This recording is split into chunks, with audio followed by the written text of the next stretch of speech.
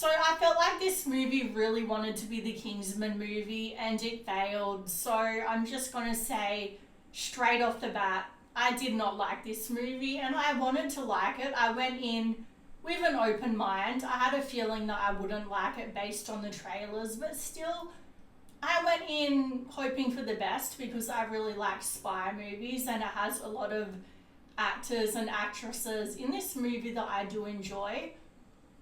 Like Bryce Dallas Howard, who is the main character who plays this author who finds herself basically living out one of her spy books. So she is a good actress in Jurassic World. I didn't really like her character, but she was a good actress. So I feel like the fault is not with her so much as it is the fact that she was miscast in this role, because later on in the movie, tonally, it felt like she couldn't really pull off the serious vibe needed for her character. Like, I can't really go into spoilers, but yeah, she just felt miscast. And so did Bryan Cranston. Is that his name? Bryce Cranston? The guy from Malcolm in the Middle. That's how I'll always know him, as Hal. Anyway, he is once again a really good actor, but just miscast in this particular movie. And then there's Henry Cavill. So he is front and center on all of the media, you know, the advertising, the posters, and yet he's barely in this movie and it feels like false advertising. It feels like, you know, they're just putting him there to get people to get the butts in the seats, basically. And it would have benefited from having him in the movie more, but he was very underutilized. Same with Samuel L. Jackson, who was also in the Kingsman movies. He was underutilized, which is a pity because he's a great actor. And he was also in this spy movie that I really like, if you're looking for an actually good spy movie, The Long Kiss Goodnight.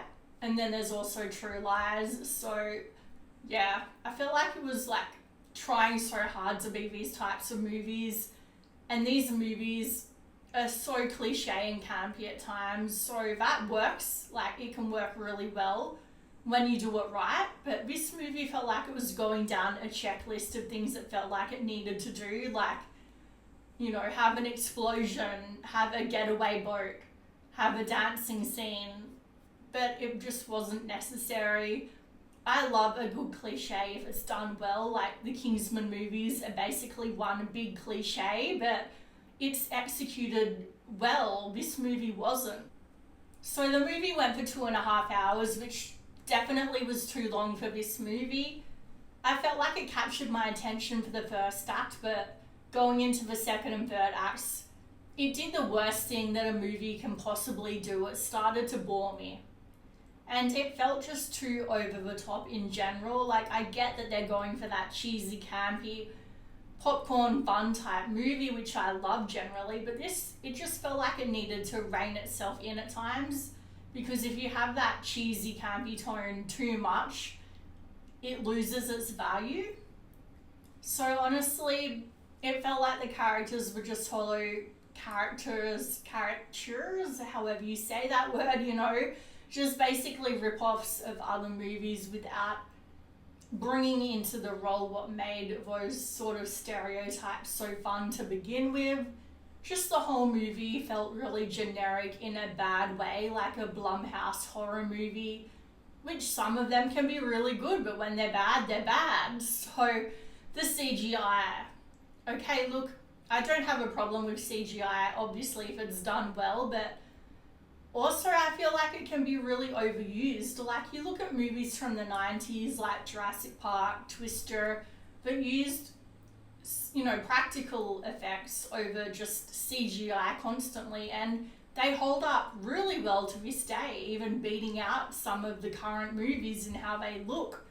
But then, when you use CGI too much, it takes it away, you know, it takes you out of the movie, and that's what I felt when it comes to the third act. There was a particular fight scene that, if you know it, you know it. It just looks so bad. And the cat stuff was also just looked really cringy.